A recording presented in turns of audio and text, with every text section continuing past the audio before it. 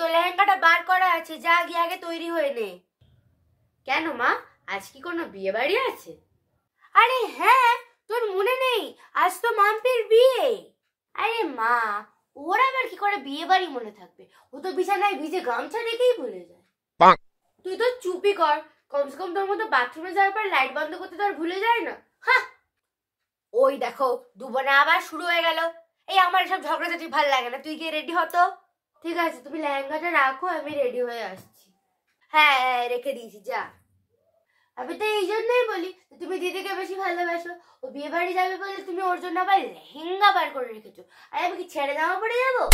মোটেও না, আমি দুজনকে সমান ভালোবাসি। আরে তুই ছেঁড়া জামা পরবি কেন? তোর তো দুটো জামা রাখা আছে, হলুদটা আর নয় গোলাপিটা, যেটা পরবি পর।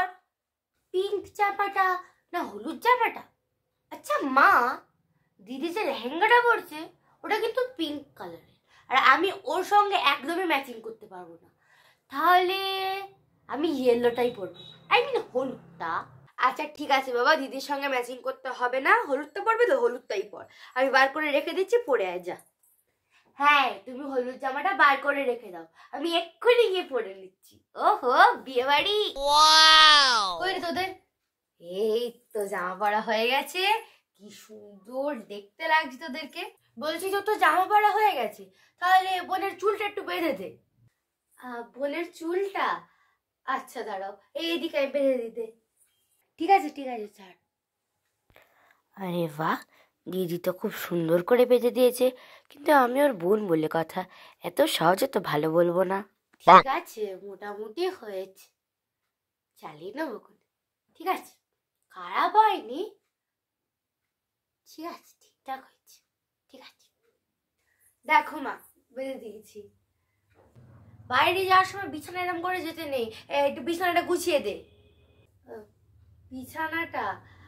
আচ্ছা দাঁড়াও, ওদিকে ধর, ধর না ওদিকটাও। হ্যাঁ মা দেখো গুছিয়ে দিয়েছি। বলছি তাহলে আমি আগে শাড়িটা পরে আসবো, কিন্তু আমি এলে ওই ওই ওই মুখে ওই দিশনাটি চকচক চকচক করে, হ্যাঁ ওইগুলো একটু লাগিয়ে দিবি। হ্যাঁ আচ্ছা ঠিক আছে, তুমি শাড়িটা পরে আসো, আমি তোমার মেকআপটা করে দেবো। ততক্ষণে মা আসছে, একটু চুলটা অন্তত ছিঁড়ে নি। ফুটকি দেখ, আমার শাড়ি পরা হয়ে গেছে। ও তুমি এসে গেছো। আর আমি একেবারে গয়না টয়না পরে নিয়েছি, বেশি সময় নেই। তুই আমার ওই মুখে ওই কি লাগিয়ে দিস না, ওই চকচক করে, হ্যাঁ ওইটা একটু লাগিয়ে দে। হ্যাঁ চলো তোমার মেকআপটা করে দিই আমি। ব্যাস ব্যাস থাক, হ্যাঁ ঠিক আছে ঠিক আছে, আমার বয়স হয়ে গেছে, অত করতে হবে না বাবা। দেখি ও মা, কি করে দিস কিছু তো বোঝাই যাচ্ছে না। ছাড় বাদ দে, আজকালকার মেকআপ আমি বুঝি না বাবু। এবার আমি বলি আমার শাড়ির কুচিটা একটু ধরে দে না। শাড়ির কুচি, হ্যাঁ হ্যাঁ দাঁড়াও ধরে দিচ্ছি। হ্যাঁ ঠিক আছে।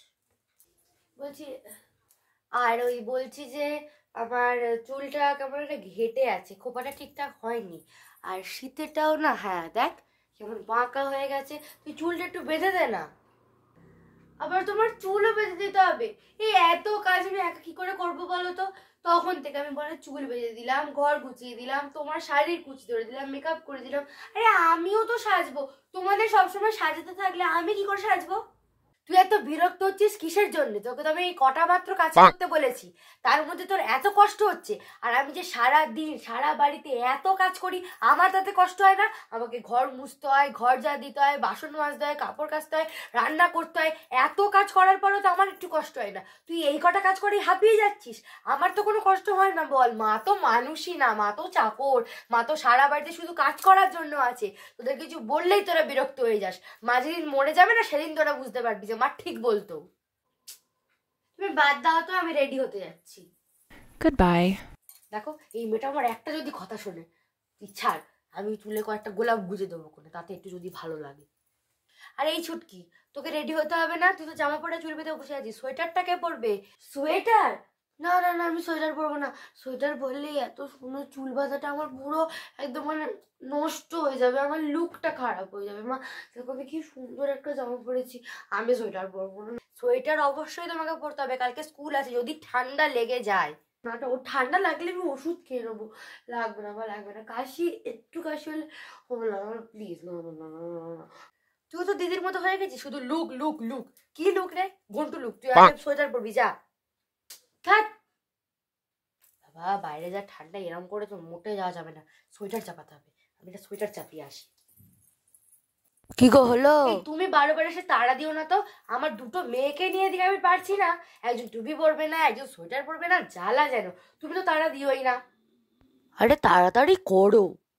যেতে হবে না, ও অত তাড়া দিলে তাহলে যেতে হবে না। তোমরা চলে যাও, আমি আর যাবো না, বাদ দাও। আর রাগ করছো কেন? সে না, আমি রাগ করবো না। তুমি নিচে গিয়ে দাঁড়াও, তুমি তাড়া দেওয়াটা বন্ধ করো। আমি রেডি হয়ে যাচ্ছি, যাও। কিন্তু যদি কান দিয়ে হাওয়া ঢোকে তাহলে তো আবার কাশি হবে। না, একদম চান্স দেওয়া যাবে না। আমি বরং চাদরটা পরে আসি। হ্যাঁ বাবা, এবার ঠিক আছে। আর কোথাও থেকে হাওয়া টাওয়া কিচ্ছু ঢুকবে না। বিয়ে বাড়ি যাওয়া হলো, আনন্দও করা হলো, এদিকে ঠান্ডাও লাগলো না। এটা হচ্ছে কি একদম বেস্ট জিনিস। মা দেখো, আমি একদম রেডি হয়ে গেছি।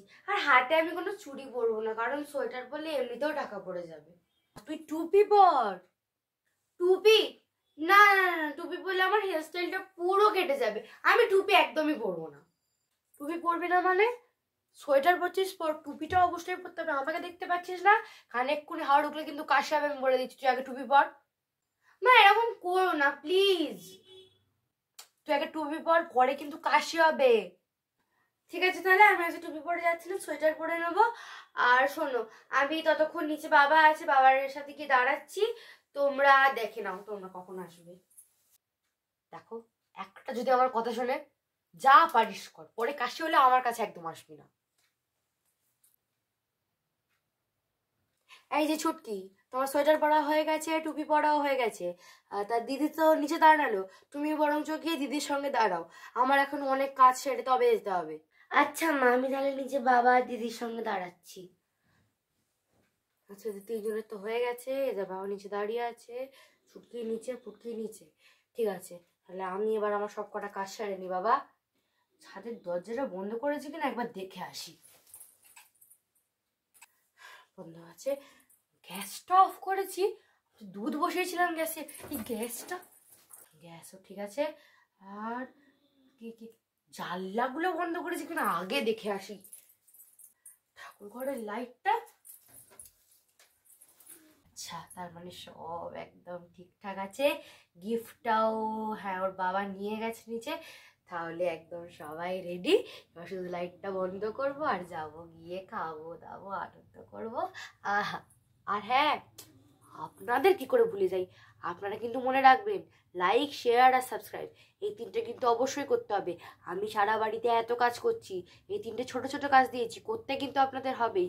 আমি এখন বিয়ে বাড়ি যাচ্ছি, হ্যাঁ একটু মজা করে আসি। আবার দেখা হবে পরে কোনো দিন। টাটা। Goodbye.